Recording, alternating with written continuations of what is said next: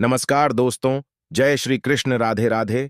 दोस्तों, इन 5 प्रकार की स्त्रियों पर कभी भी भूलकर विश्वास मत करना, अन्यथा मुसीबत में पड़ जाओगे। आज की वीडियो ज्ञानवर्धक भी है और साथ ही प्रेरणादायक भी है। आज के इस वीडियो में आप लोगों को यह सीखने को मिलेगा कि कभी भी इन 5 प्रकार की स्त्रियों पर विश्वास नहीं करना चाहिए, और जो मनुष्य इन 5 प्रकार की स्त्रियों पर आंखें बंद करके विश्वास करता है, वह हमेशा अपने जीवन में दुखी और गरीब रहता है, साथ ही हजारों प्रकार की मुसीबतों को झेलता है। इसी प्रकार आज के इस कहानी में हम सभी जान लेंगे कि इन 5 प्रकार की स्त्रियों पर भूलकर भी विश्वास नहीं करें, अन्यथा मुसीबत में पड़ जाओगे। दोस्तों, अगर आप इस चैनल पर पहली बार आए हैं तो चैनल को सब्सक्राइब जरूर कर दीजिएगा। तो दोस्तों, आइए ज्यादा विलंब ना करते हुए आज के इस प्रसंग को शुरू करते हैं। दोस्तों, प्राचीन समय की बात है। एक नगर में एक गरीब बूढ़ा साधु रहा करता था। गरीब बूढ़ा साधु अपने घर में अपनी पत्नी के साथ रहता था, परंतु जो वह साधु अपने घर में आर्थिक तंगी से बहुत परेशान था। साधु के घर में खाने के लिए दाना नहीं था, पीने के लिए पानी नहीं था, यानी कि साधु के घर में अन्न का दाना तक नहीं था, और कई कई दिनों तक तो साधु और साधु की पत्नी दोनों को ही भूखा सोना पड़ता था। दोस्ताएं, इस ताबड़तोड़ तंगी की वजह से वे गरीब साधु काम के सिलसिले में नगर की ओर भटकता, परंतु उसे कोई काम नहीं मिलता।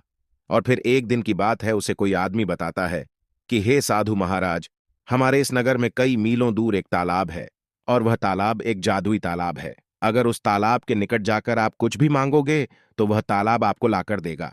साधु इस बात को सुनकर उस नगर से मीलों दूर तालाब की ओर जाने लगता है, और तालाब के निकट जाकर उस तालाब से विनती करने लगता है। और फिर कुछ समय बाद उस तालाब के अंदर से एक देवता प्रकट होते हैं, और फिर देवता प्रकट होते ही वह साधु उस देवता को अपनी पूरी बातें बताता है। अपने पूरे जीवन को, जो उसके साथ आर्थिक तंगी चल रही होती है, सभी को बता देता है।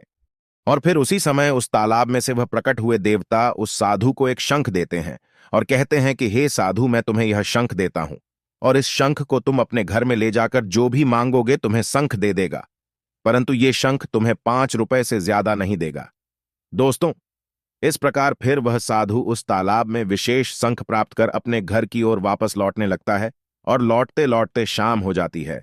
और जैसे ही शाम का समय होता है, वो साधु सोचने लगता है कि अभी बहुत रात हो चुकी है, और रात के समय चलना मतलब शैतान का काम होता है, इसलिए मुझे अब कहीं ना कहीं रुकना ही चाहिए, विश्राम करना चाहिए। तो दोस्तों, फिर जैसे ही साधु देखता है तो उसे एक पास में ही एक हवेली दिखाई देती है। दोस्तों, हवेली एक जमींदार की होती है, एक सेठ की होती है। और फिर उस हवेली के दरवाजे पर जाकर जैसे ही वह गरीब साधु उस हवेली के दरवाजे को बजाता है, तो वहां से उस हवेली का मालिक जमींदार आता है, और जमींदार अपने घर के मुख्य द्वार पर साधु को देखकर बहुत प्रसन्न होता है और उनका आशीर्वाद प्राप्त करता है। उसके बाद में साधु महाराज उस जमींदार से कहते हैं कि जमींदार जी, मैं बहुत दूर से आया हूं और मुझे बहुत दूर जाना है, इसलिए अभी रात्रि बहुत हो चुकी है, तो मैं आपसे यह आग्रह करता हूं कि आज रात मुझे यहां रुकने लीजिए, सुबह होते ही मैं यहां से निकल जाऊंगा। दोस्तों, ये सुनकर वे जमींदार बहुत प्रसन्न होते हैं और ये कहने लगता है कि महाराज, हमारे धन्य भाग जो हम आज एक साधु संत की सेवा करने का मौका मिला है। दोस्तों, ये कहकर जमींदार साधु को अंदर बुला लेता है और उसके बावजूद उसकी खूब सेवा करने लगता है। और जैसे ही रात्रि होने लगती है, साधु जमींदार से कहता है कि जमींदार जी, अभी शाम हो रही है और मुझे पूजा करनी है, तो मैं आपसे आग्रह करता हूं कि आप मुझे पूजा के लिए थोड़े से फूल लाकर दीजिए, इसलिए आपको फूलों की व्यवस्था करनी है। दोस्तों, फिर साधु की यह बात सुनकर वह जमींदार अपनी हवेली के दूसरे कक्ष में फूल लेने के लिए जाता है, तो गरीब साधु सोचने लगता है कि अभी मेरे पास मौका है, क्यों ना मैं उस तालाब में देवता के द्वारा दिए गए उस शंख का प्रयोग करूं। क्या सच में ये पैसा देता है? तो दोस्तों, सेठ के जाने के बाद, उस जमींदार के जाने के बाद, जैसे ही वह साधु शंख को निकालकर शंख से पैसे मांगने लगता है, तो शंख झट से 5 रुपए दे देता है। दोस्तों, इस सारी घटना को वह जमींदार और जमींदार की पत्नी दोनों ही छुपकर देख रहे होते हैं। उसके बाद में जमींदार सोचने लगता है कि जब ये साधु हमारे घर में पहली बार आए थे, जब यह कक्ष में आए थे और जब इन्होंने इस शंख को रखा था संभाल कर, तभी मैं समझ गया था कि कुछ ना कुछ तो करामाती शंख की है। दोस्तों, उसके बाद में उस जमींदार के मन में लालच आ गया था और सोचने लगता है कि आज कैसे भी करके मुझे इस शंख को प्राप्त करना है। अगर यह शंख मुझे प्राप्त हो जाएगा तो मैं बहुत बड़ा आदमी बन जाऊंगा। इस पूरे नगर में सबसे अमीर आदमी बन जाऊंगा। उसके बाद में वह जमींदार उस साधु को फूल लाकर देता है और साधु पूजा करता है और फिर साधु को भोजन खिलाकर वे सब भी सो जाते हैं और साधु उस शंख को अपने सिरहाने रख लेता है। जैसे ही आधी रात्रि का समय होता है तो वह जमींदार अपना एक सादा शंख लेता है, यानी कि एक साधारण लेता है, उसे साधु के सिरहाने रख के और उस साधु के चमत्कारी शंख को हासिल कर लेता है। जैसे ही सुबह का समय होता है तो साधु अपना शंख समझकर उस साधारण शंख को उठाकर उस जमींदार के घर से अपने नगर की ओर बढ़ने लगता है और फिर अपने घर में जाकर अपनी पत्नी के पास जाता है और पत्नी के पास जाकर बहुत प्रसन्न होने लगता है। उधर वो जमींदार अपने छल से उस चमत्कारिक शंख को प्राप्त कर बहुत प्रसन्न होता है और सोचने लगता है कि अब मैं इस शंख की पूजा करूंगा और इस शंख से अधिक धन प्राप्त करूंगा और इससे पूरे नगर में सबसे धनवान हो जाऊंगा। उधर वो गरीब साधु अपनी पत्नी को सारी बातें बताता है और फिर उस गरीब साधु की पत्नी साधु से कहती हैं कि अगर ऐसी बात है तो जरा मुझे बताओ कि सच में ये पैसे देता है। दोस्तों, फिर जैसे ही वो गरीब साधु शंख से पैसे मांगने लगता है तो उसे वो कुछ भी नहीं देता है, क्योंकि उस जमींदार ने उस साधु के चमत्कारिक शंख से उस साधारण शंख को बदल दिया था। उधर जब वे जमींदार उस शंख की पूजा करता है, शंख से धन मांगता है, तो उस जमींदार को खूब धन मिलने लगता है। फिर उसके बाद में उस शंख को बजा बजाकर परेशान हो जाता है। फिर साधु सोचने लगता है कि हो ना हो, मुझे उस तालाब के देवता ने बेवकूफ बनाया है।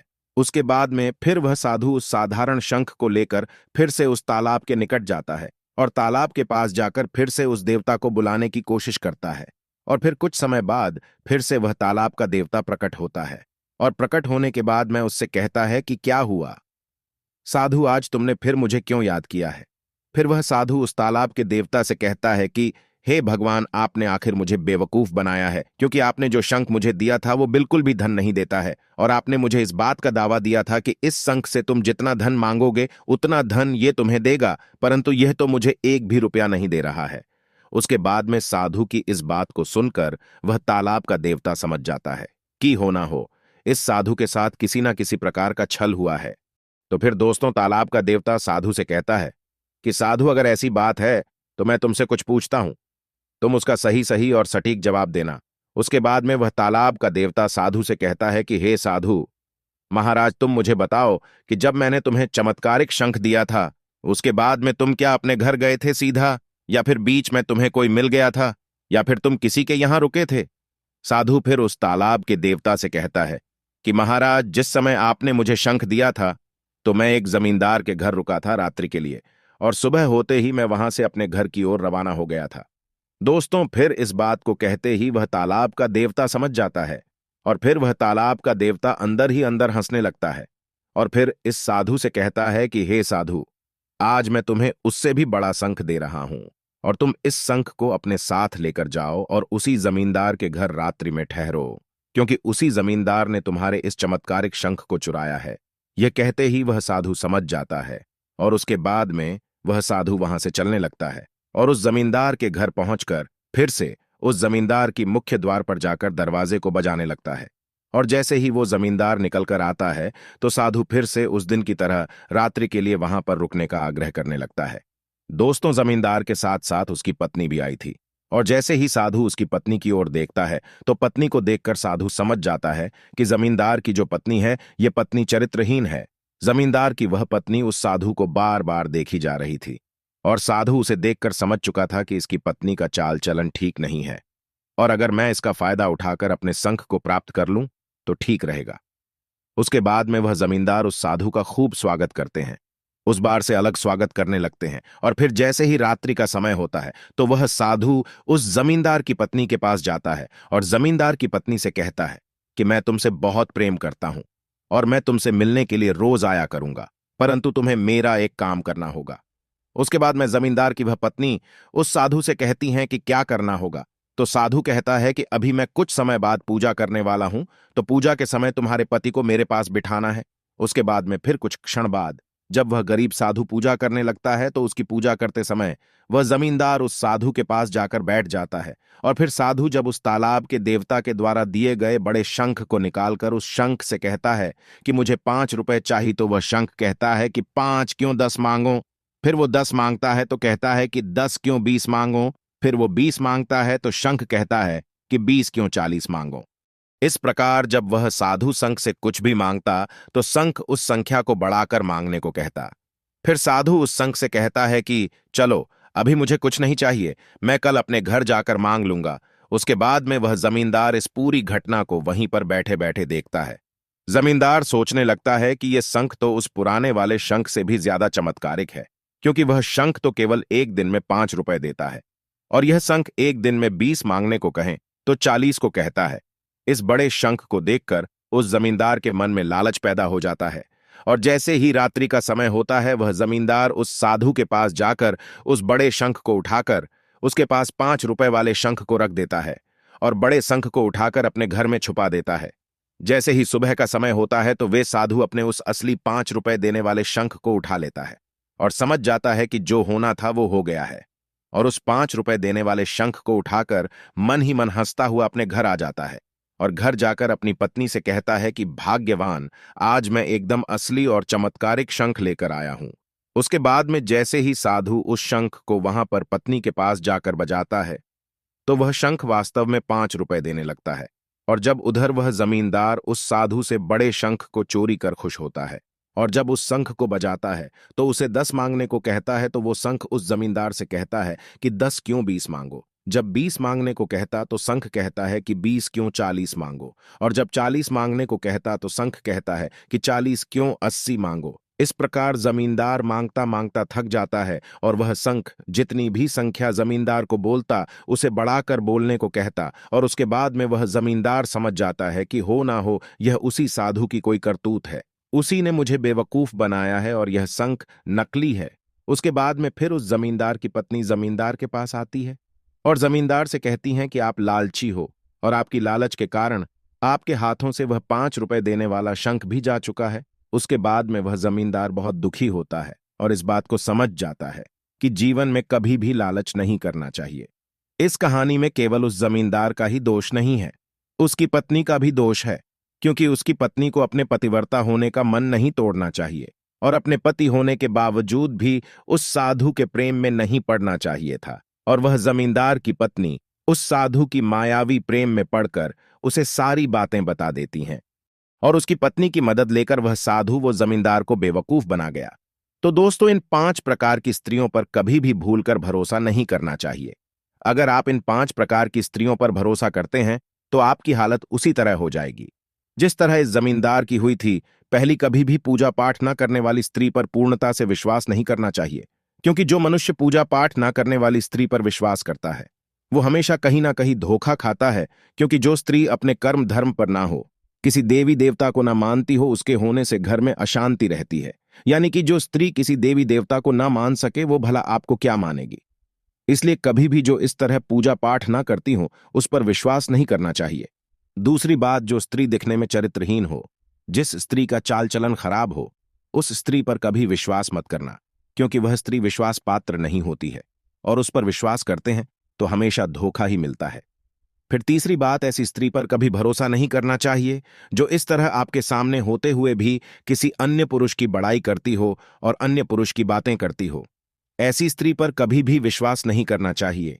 उसके बाद में चौथी स्त्री, जो स्त्री मदिरा आदि का सेवन करती हो या फिर किसी भी प्रकार का नशा करती हो, उस स्त्री पर कभी भी विश्वास नहीं करना चाहिए, क्योंकि अगर आप उस स्त्री पर विश्वास करोगे तो वे स्त्री आपको कभी भी मुसीबत में डाल सकती है। और दोस्तों, फिर ये आखिरी की बात बात पर रोने वाली स्त्रियों पर कभी भी विश्वास नहीं करना चाहिए, क्योंकि जो मनुष्य बात बात पर रोने वाली स्त्रियों पर विश्वास करता है वे हमेशा से ही उस विश्वास में धोखा खाता है। दोस्तों, इन 5 प्रकार की स्त्रियों पर कभी भरोसा नहीं करना चाहिए या विश्वास नहीं करना चाहिए। तो उम्मीद करते हैं दोस्तों आपको यह ज्ञानवर्धक और प्रेरणादायक कहानी पसंद आई होगी। ये कहानी आपको कैसी लगी हमें कमेंट बॉक्स में जरूर बताइएगा। साथ ही कमेंट बॉक्स में हर हर महादेव अवश्य लिखें। चैनल को सब्सक्राइब करना ना भूलें। धन्यवाद।